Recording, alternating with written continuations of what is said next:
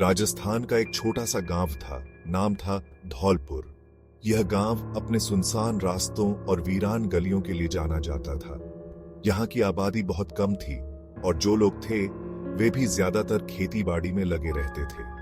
धौलपुर के बाहर रेत के टीलों के बीच एक छोटा सा स्कूल था। यह स्कूल गांव के बच्चों के लिए शिक्षा का एकमात्र साधन था। स्कूल की इमारत बहुत पुरानी थी और समय के साथ उसकी हालत और भी खराब हो गई थी। स्कूल बहुत पुराना था, टूटा फूटा था। दीवारों में दरारें थीं और खिड़कियों के शीशे भी टूटे हुए थे।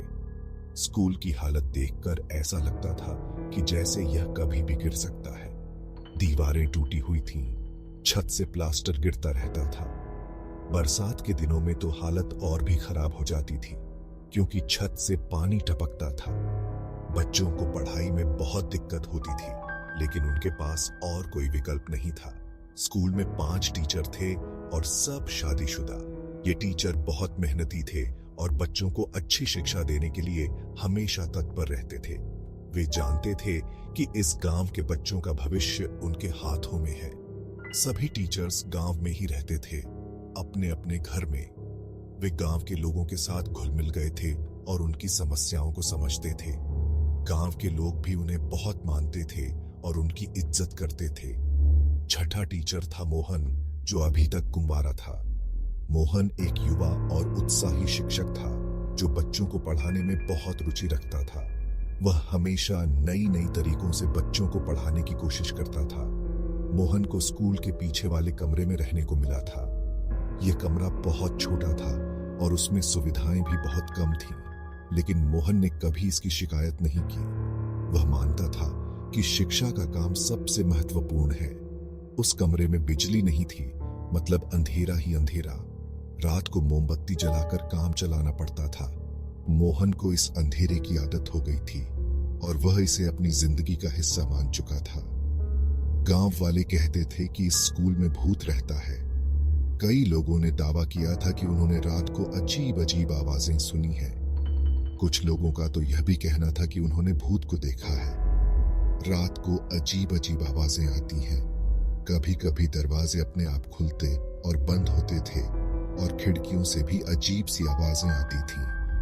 गांव के लोग इन आवाजों से बहुत डरते थे और रात को स्कूल के पास जाने से कतराते थे। पर मोहन को इन सब बातों से कोई डर नहीं लगता था।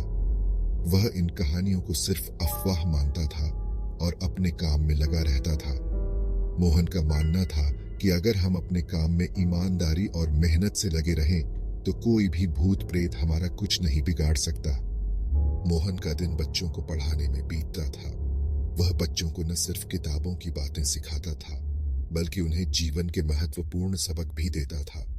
बच्चों को मोहन बहुत पसंद था और वे उसे अपना आदर्श मानते थे। स्कूल के बाद मोहन बच्चों के साथ खेलता भी था। वह मानता था कि खेलकूद भी शिक्षा का एक महत्वपूर्ण हिस्सा है।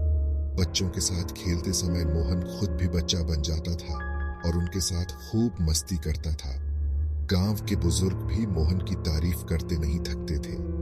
वे कहते थे कि मोहन ने इस स्कूल को नई जिंदगी दी है। उसकी मेहनत और समर्पण ने गांव के बच्चों के भविष्य को उज्जवल बना दिया है।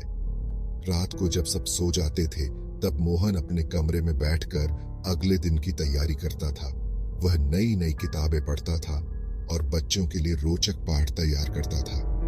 मोहन का सपना था कि उसके पढ़ाए हुए बच्चे बड़े होकर कुछ बने और गांव का नाम रोशन करें। धौलपुर का यह सुनसान गांव और वीरान स्कूल मोहन की मेहनत और समर्पण से एक नई दिशा की ओर बढ़ रहा था।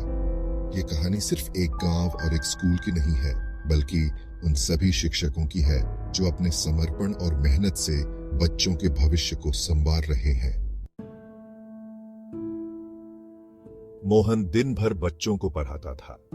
वह एक समर्पित शिक्षक था जो अपने छात्रों को बेहतर भविष्य देने के लिए कड़ी मेहनत करता था। शाम को जब स्कूल खत्म हो जाता तो वो अपने कमरे में चला जाता। उसका कमरा छोटा और साधारण था, लेकिन उसमें एक खास तरह की शांति थी। अकेलापन दूर करने के लिए उसके पास एक लालटेन थी, कुछ किताबें थीं और एक रेडियो था। मोहन का रेडियो उसकी सबसे अच्छी संगत थी। कभी कभी मोहन रेडियो पर गाने सुनता था जो उसे उसके गांव की याद दिलाते थे। वह उन गानों में खो जाता था जैसे वे उसे किसी और दुनिया में ले जाते हों। कभी किताबें पढ़ता था जो उसे नई नई कहानियों और विचारों से परिचित कराती थी, और कभी कभी बस यूं ही बैठा रहता था, सोचता रहता था। उसके कमरे की दीवारों पर कुछ पुरानी तस्वीरें टंगी थीं जो उसके परिवार और गांव की याद दिलाती थीं। उसे अपने परिवार की याद आती थी, उसे अपने गांव की याद आती थी। वह उन दिनों को याद करता था जब वह अपने परिवार के साथ हंसी खुशी के पल बिताता था। मोहन का कमरा भले ही छोटा था, लेकिन उसमें उसकी पूरी दुनिया बसती थी। वह अपने विचारों में खोया रहता था, अपने सपनों और यादों के साथ। कभी कभी वह खिड़की से बाहर देखता था जहां चांदनी रात का नजारा होता था। वह सोचता था कि क्या कभी वह अपने गांव वापस जा पाएगा, अपने परिवार के पास। मोहन का जीवन साधारण था, लेकिन उसमें एक गहराई थी, एक सादगी थी जो उसे खास बनाती थी। वह अपने अकेलेपन में भी खुश था क्योंकि उसके पास उसकी यादें थीं, उसके सपने थे और सबसे बढ़कर उसका समर्पण था जो उसे हर दिन जीने की प्रेरणा देता था। अरे मोहन, अकेला अकेला क्या करता रहता है? चल आज ताश खेलते हैं। मोहन खुश हो गया। उसने लालटेन जलाई, दोस्तों ने ताश के पत्ते फैला दिए, हंसी मजाक शुरू हो गया। चाय बन गई, बीड़ी जल गई। रात धीरे धीरे गहरी होती जा रही थी। अरे ये क्या हुआ? ये सब कैसे हो गया?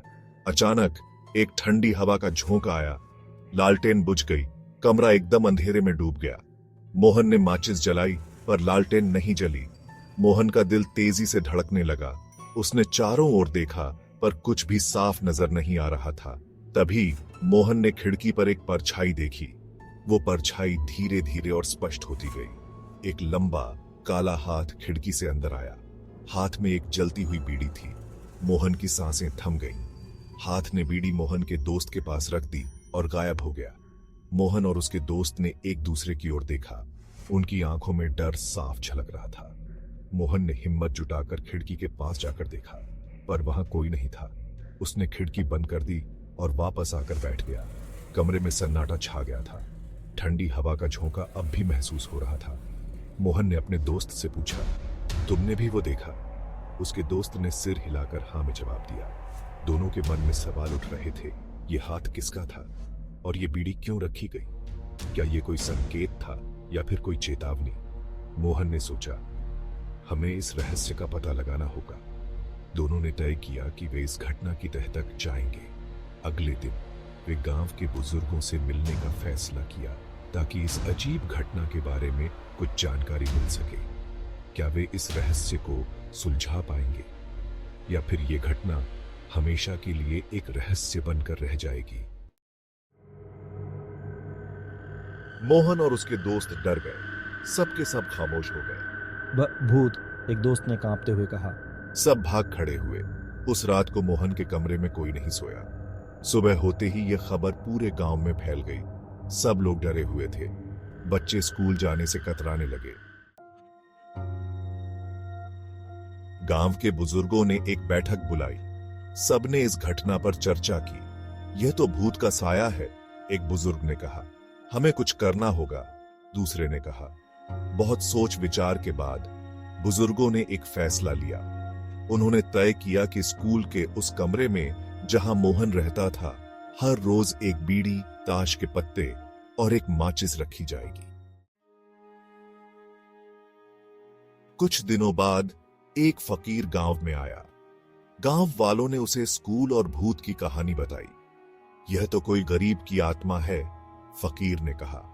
शायद वो अपनी जिंदगी में ज्वारी रहा होगा, उसे अपनी अधूरी इच्छा पूरी करनी है।